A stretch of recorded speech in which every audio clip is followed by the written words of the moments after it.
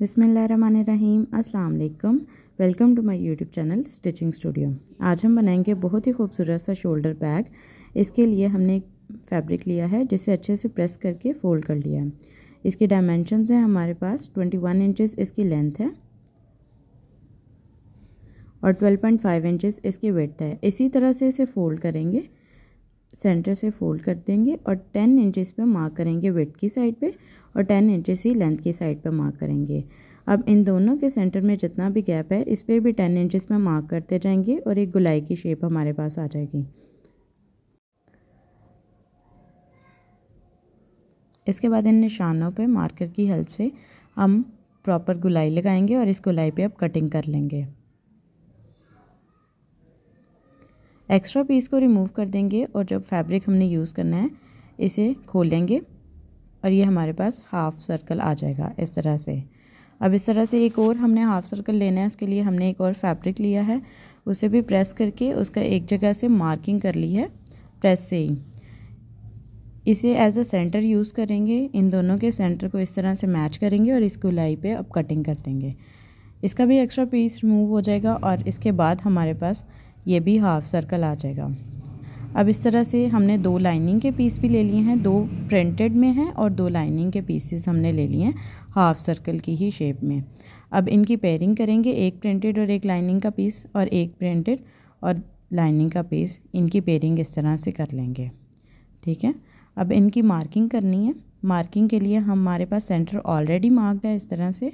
अब सेंटर की साइड से, सेंटर की एक साइड पे हमने 0.4 इंचेस पे पहला मार्क करना है और इसके बाद 0.4 से दूसरा मार्क भी 0.4 इंचेस पे करना है।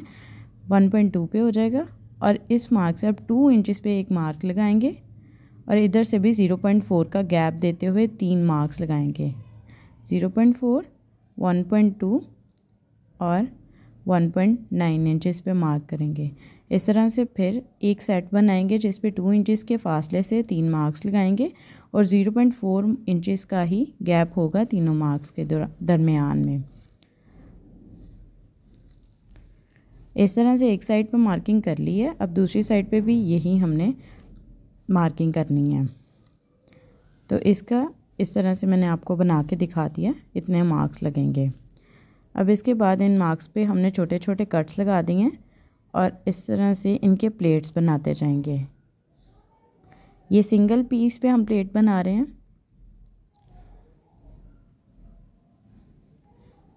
इस तरह से वो छोटे कट से पकड़ेंगे, थर्ड वाले कट से पकड़ा है और हमने फर्स्ट तक लेके आए हैं तो एक इक्वल साइज़ का प्लेट बन जाएगा। इसी तरह से फिर उसका भी थर्ड कट पकड़ेंगे और यहाँ पर फर्स्ट तक लेके आएंगे तो हमारे पास ये भी प्लेट बन जाएगा। अब इसी तरह से दूसरी साइड पे भी बनाएंगे।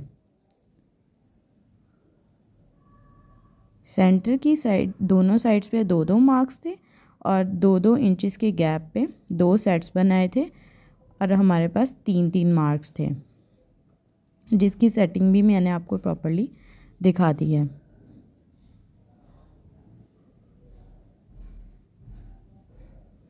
इस तरह से इक्वली बिल्कुल एक ही शेप में और एक ही साइज़ के हमारे पास प्लेट्स आ जाएंगे और सब जो हमारे पास चारों पीसेस हैं, 2 लाइनिंग के और 2 प्रिंटेड, इन पे इसी तरह प्लेट्स बना के आपने इनकी स्टिचिंग कर लेनी है।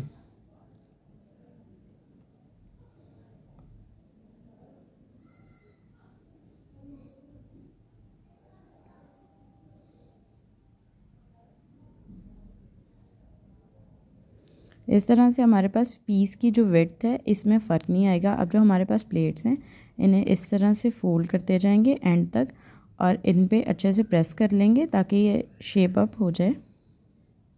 तो हमने दोनों पीसेस को प्रेस कर लिया और इसकी इस तरह से शेप आई है, बहुत ही खूबसूरत लग रहा है। साथ में लाइनिंग का पीस भी इसी तरह से प्रेस कर लिया है।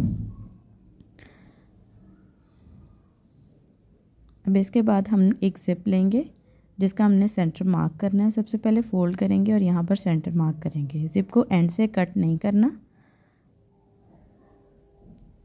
इस तरह से सेंटर मार्क कर लिया हमने दोनों साइड से और हमारे पास जो फैब्रिक का सेंटर है वो ऑलरेडी मार्क किया हुआ है।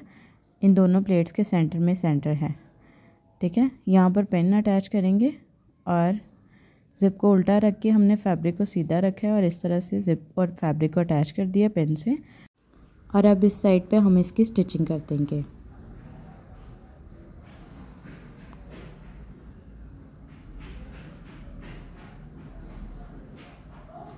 अब इस साइड पे हमने इसका लाइनिंग का पीस अटैच करना है, तो इस तरह से लाइनिंग का पीस रखेंगे और इसे भी पेन से अटैच करेंगे, सेंटर को अच्छे से अटैच करके, और फिर इसकी भी स्टिचिंग करेंगे। इस तरह से अब हम लाइनिंग का पीस खोलेंगे तो एक साइड पे प्रिंटेड फैब्रिक भी लग गया और लाइनिंग का पीस भी लग गया। अब दूसरी साइड पे भी दूसरा पेयर लगाना है हमने, तो पहले प्रिंटेड फैब्रिक लगाएंगे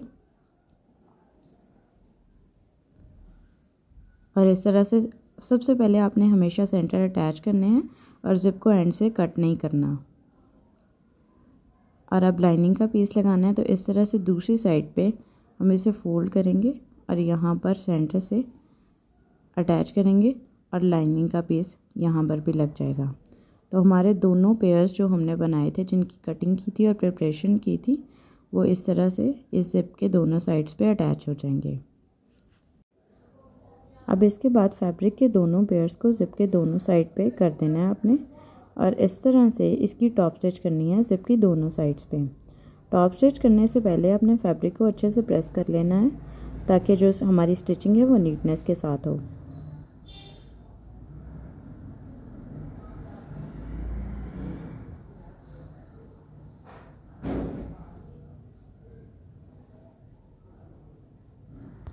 टॉप स्टिच करने के बाद प्रिंटेड फैब्रिक को ज़िप के एक साइड पे करना है और लाइनिंग के दोनों पीसेस को ज़िप के एक साइड पे कर देना है।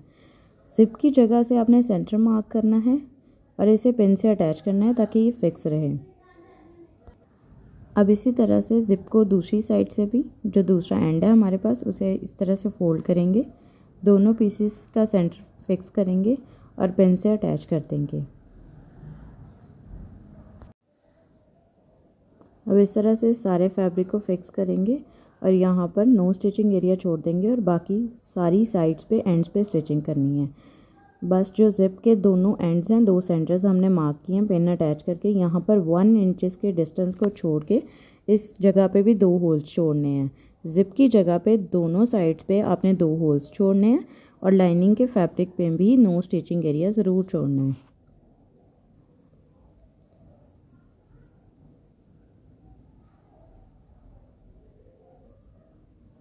और क्लियरली आपको यहाँ पर स्टिचिंग करते हुए समझ आ जाएगा। यहाँ पर अब हमने प्रिंटेड फैब्रिक को पूरी गुलाई में स्टिच कर लिया और यहाँ पर एंड कर देंगे। हाँ, 0.5 इंच हमने एक साइड पे छोड़ा है, 0.5 इंच ज़िप की दूसरी साइड पे डिस्टेंस छोड़ के, और यहाँ पर स्टिचिंग कर रहे हैं। अभी ये लाइनिंग का पीस हमने स्टार्ट कर लिया। इसकी साइड में सेंटर तक जाते हम नो स्टिचिंग एरिया पर छोड़ेंगे, उसका गैप छोड़ के, और इसके बाद फिर स्टिचिंग करेंगे।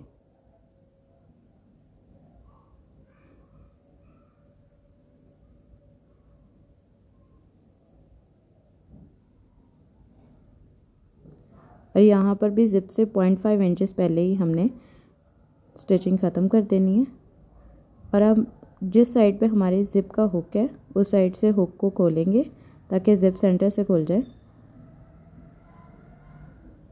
या ये आप काम स्टिचिंग से पहले भी कर सकते हैं कि ज़िप को सेंटर से खोल दें, और यहाँ पर नो स्टिचिंग एरिया से हम सारे बैग को सीधा कर लेंगे।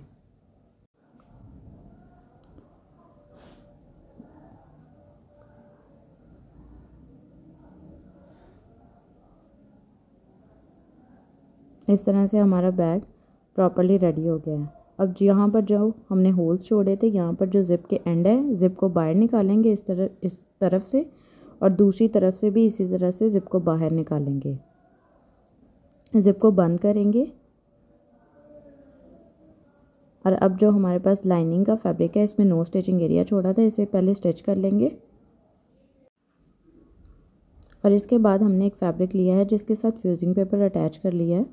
इसकी डायमेंशंस है हमारे पास 4 इंचेस इंटू 26 इंचेस, और यहाँ पर हमने आयरन से अच्छे से प्रेस करके इसे फोल्ड कर लिया है। इस एंड से आपने फोल्ड करना है 0.5 इंच अंदर की तरफ, और फिर इस तरह से इसकी 4 फोल्ड्स करके इस तरह से दोनों एंड्स पे आपने स्टिचिंग करनी है और हैंडल का पीस रेडी कर लेना है।